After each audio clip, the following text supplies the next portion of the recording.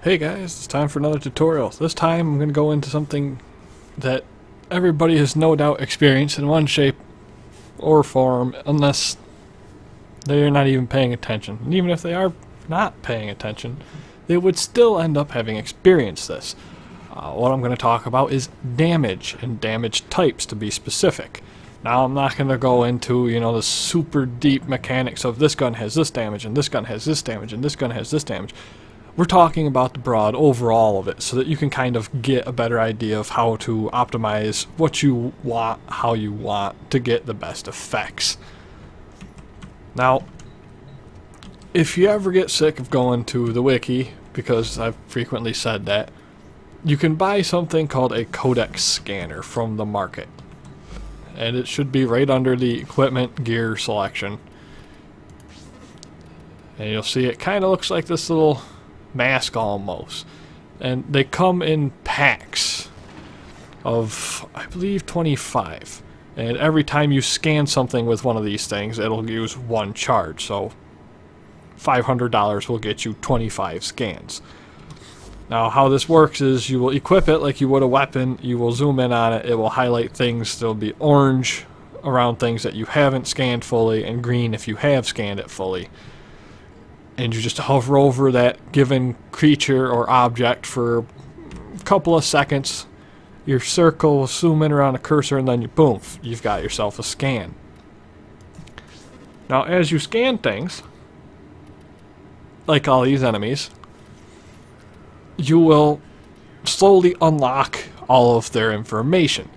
When you have them fully scanned, you will get this nice little symbol up there to show you, hey, you got them all. So let's go visit our Frontier Lancer here. As you can see, right down here, I mean ignoring all the extra information like what it drops and its definition, where it's found and all that, right in here it will tell you the damage types it's vulnerable against and it's very good against. Now each enemy will generally have multiple forms of defense, if you will. For instance, this guy is actually a cloned guy, so he's got some cloned flesh, but over his flesh he's also got a bunch of armor. So they both convey a certain amount of defense to him. In the case of the armor, it is weak against puncture, which is what this symbol is, and then you will see these other symbols as well. You will also notice it is stronger against slashing damage, whereas the flesh is weaker against slashing damage. You'll also see a number of pluses and minuses, up to 3. The more pluses there are, the weaker it is against that given thing. So, puncture is twice as good against ferrite armor, and slashing is only 1 times as good, if you will, against cloned flesh. So if you ever want to find the information of what is weak against what in the game through means slowly in the game, you can buy codex scanners and you can go through that process. And every bad guy will require different numbers of scans. So for instance, this Scorpion requires 20 scans in order to unlock all of its information. This Dargan from the Archwing game mode also requires 20. But if you start getting into things like bosses, you will find that the bosses require less scans because they're, I guess you would say, rarer, even though the boss isn't really technically super rare because you can run into him all the time. But if we were to go to, say, Alad V, he only takes 3 scans because he is a boss. So you just go in there, you scan him, and you can only scan him once per mission because he's the boss and he only appears once per mission. So each individual thing can only be scanned once. But back on topic here, what we have is damage types, and those damage types factor into how you deal damage to an enemy. So if we go into our weapon screen here, we'll notice that this burst on, which is something that many a player probably knows because it is one of those starting guns, it deals 10 damage in slash, impact, and puncture. Now these numbers aren't going to matter too much with how I'm going over it, although mechanically they are somewhat important. Because obviously the higher the puncture damage you do, then the better it would be against something with puncture. But for cases of this gun, it does about an even amount of damage in all the primary types, slash, impact, and puncture. So if something has a weak defense against puncture, you will be doing more damage. And if it has a strong defense against slash, then maybe the puncture and slash differences will actually end up canceling out a little bit better. This is important if you're gearing your weapons towards specific enemies. If I plan on fighting a lot of Grineer, I might want to not worry about impact because it doesn't do a whole lot against a Grineer. Whereas puncture is great for going through their armor and slashing is great for getting to their flesh.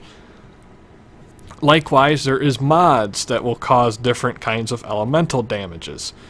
There is, for instance, cryo rounds, which will add cold damage.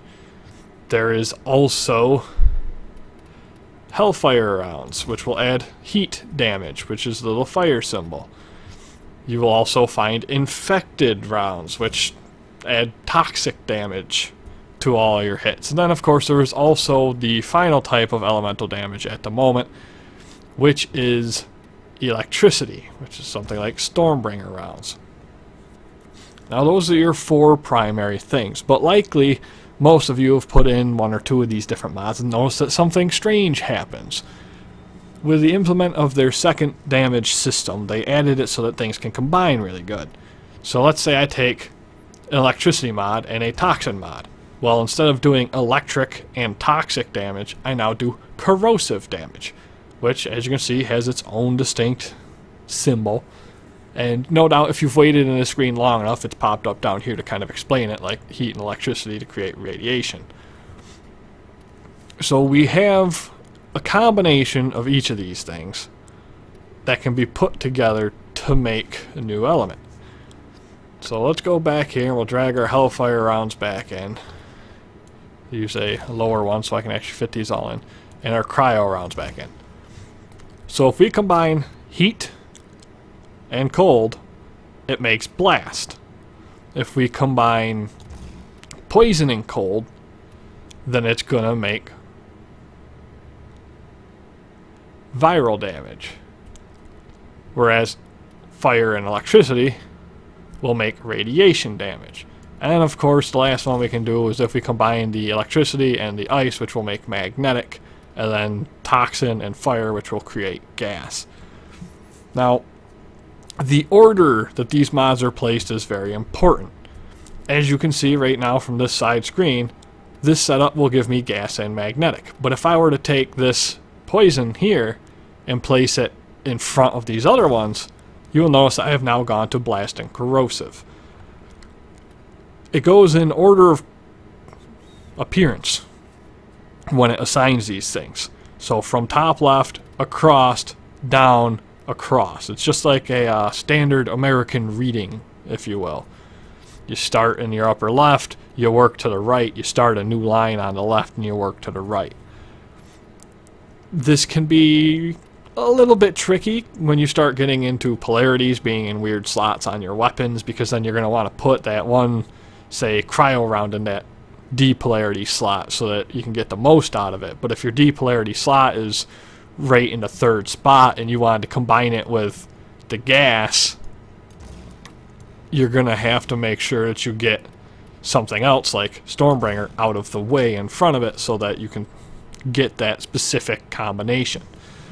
Now, outside of each of these mods having a specific thing that they're good against, like maybe penetrating through enemy armor or whatever, everything damage-wise also has a specific proc associated with it. And procs can kind of be, as previously stated in another video, brought out by the status effect chance of your weapon. Even your base damage types can actually do things. A impact proc might cause stagger, and bad guy kind of and gets stunned for a little bit.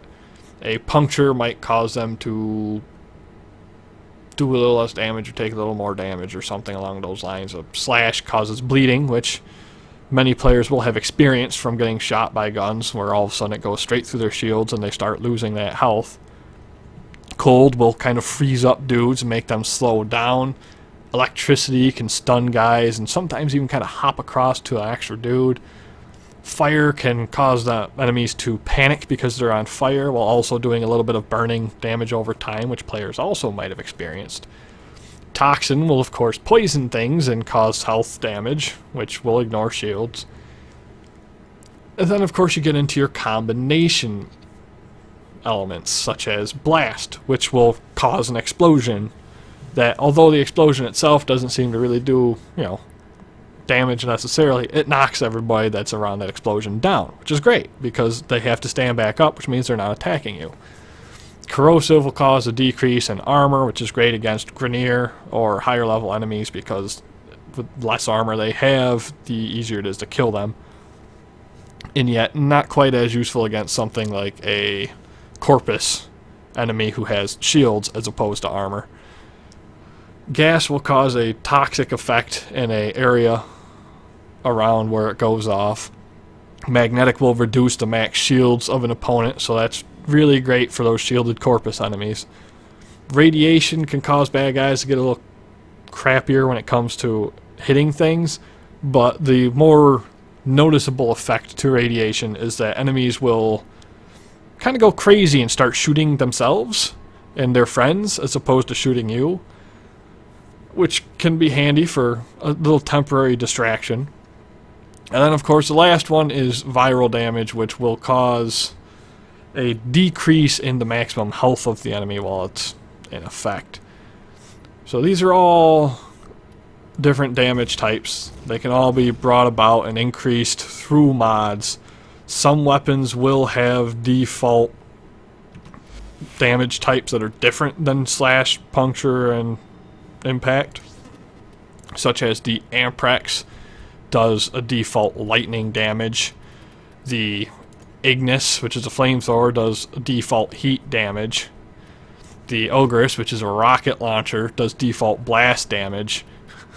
You can kind of see where these are going. You have viral from the Phage. You have the Torrid, which does toxic damage. So weapons have different damages spread across them. Some will do different weapons. And of course, things get a little bit sneakier when you start getting into the weapons that actually have built-in elements. When it comes to something like the Phage, which does viral damage, it doesn't make as much of a difference because viral is already a combination of things. So you don't have to really worry about it impacting you slotting your mods. For instance, it does right now, let's go in here and back this out quick so we can get it to show what it does. It does viral damage 330. So if I were to go in here and say ice and toxic makes viral, so let's say I want to try to increase that extra damage, and I'm going to put a toxin mod in to increase that. You will notice that it just stands by itself. So what this means is, in this particular case, I could actually go and find a cold type of ammo, such as Chilling Grasp, and put this in, and it'll combine to viral and then get placed into the gun. This is a little different than how something like the, say, Amprex works, which just does electricity as its default damage. In this example here, you'll see I have a toxic mod placed within the mod slots. Now, the default ammo, or damage type, I should say, of the Amprex is electricity. So what happens with the Amprex, and weapons where it similarly only has that one stat, is it will combine with whatever the last type of element you have in it is. So in this case, since there's a infected clip which does toxin damage and nothing else as far as damage types, it combines with the already passive electricity damage to create corrosive damage. It makes it a little bit trickier to get those specific elements you want. Sometimes it's actually a little bit easier to get those specific elements you want, but you also end up missing out on things like the slash damage and things like that. On that note, this would be a great time where you can see it still only does electricity. If a weapon does not do something such as slash damage, putting a mod that increases slash damage is not going to do anything. You will notice these numbers haven't changed from what they were before. In order for a mod specifically the base damages of puncture, slash, and impact, to do any form of effect to enhance that damage, it must actually have that damage to go from. Whereas with the elemental adds, it tacks it on based off of the other damages. So that's just one more thing you should kind of keep in mind when it comes to damage types. Those are, of course, all the different damage types in the game. At the moment, nothing says that they won't end up adding more later on. It's entirely possible. Some weapons are very highly scaled towards one type of damage over others, and the bows are a great way of showing this, because the Paris bow has a very high puncture damage, which would make it a good thing to use against Grenier. Meanwhile, the bow Dread has a very high slash damage, which would make it great for enemies that are weaker against slashing attacks, like some of the infested bad guys. Although with how much they swarm you, bows might not be the necessarily best thing there. The Chernos bow, on the other hand, does very high impact damage, so that would be really useful against your Corpus type enemies. Now, not every gun in the game is kind of set up in this manner where each variation of that gun is specifically designed to go after given bad guys, and some of the weapons are much more balanced out in how their damages go. And for the most part, although this thing does more impact damage than it does slashing damage, it'll still end up killing enemies that aren't Corpus. It's just it won't be as effective at putting them to rest as it would somebody who was high in that impact weakness. That's damage types. If you have any questions on it, just let me know in the comments below, and I will try to address it and help out in any way I can. If you have any other questions, same thing, just leave me a comment. I will do my best I can to explain things and help out, because I like everybody to have fun. A lot of the mods that are particular for your damages are going to be dropped by various bad guys. Again, if you want to find that stuff out, you can go to the wiki, or you can use the codex scanners to scan bad guys, and it'll tell you who drops what. And then if you've scanned enough dudes and it's told you who drops what, you can actually go to the mod selection of your codex and look up, say, infected clip. And you will see at the bottom of my screen, drop sources appears, and it says Crewman and Corrupted Lancer. Now there's also 2 undiscovered spots, meaning it either has not dropped and I have not picked it up from those given enemies, or I have not scanned those enemies fully, so it hasn't elaborated on them dropping it. So as you pick up mods from various guys, it will tell you in the codex that you've gotten it from these bad guys, so you can kind of keep track of that. So if you're in that kind of farming mentality where you want to go and beat the crap out of crewmen non-stop to try to get that toxin mod, you can do that. There's also some mods that were event mods, which happen from big events like Tethra's Doom and things like that, and they will be a little bit more desirable, I guess is the word I'm looking for. For instance, Vicious Frost. It's a dual stat mod that for 7 gives you 60% cold damage and 60% status chance when maxed out. If you compare that to your normal, say, cold damage mod or heat damage mod, for instance, the Volcanic Edge, which has the same stats except for heat damage, compared to Molten Impact, at 11 points, I'm getting 90% fire damage added on, as opposed to the 60% from 7 points. So a lot of those mods will be going on the player traded market for platinum and the likes, as people decide that they want to trade those as something else.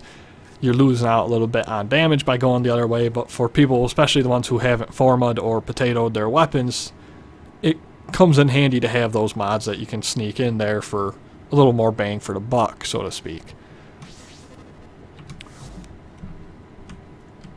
You can really learn more about how mods work if you go to the mod video I've done, which kind of elaborates more specifically on mods. If you want to find mods with specific effects, I would recommend going to the wiki and doing a little bit of reading, because a lot of it will be there. Or, of course, you know, just ask another player, and they may be willing to tell you what does what, or possibly even who drops what. That's it for damage. Get out there, wreck some bad guys, and have fun.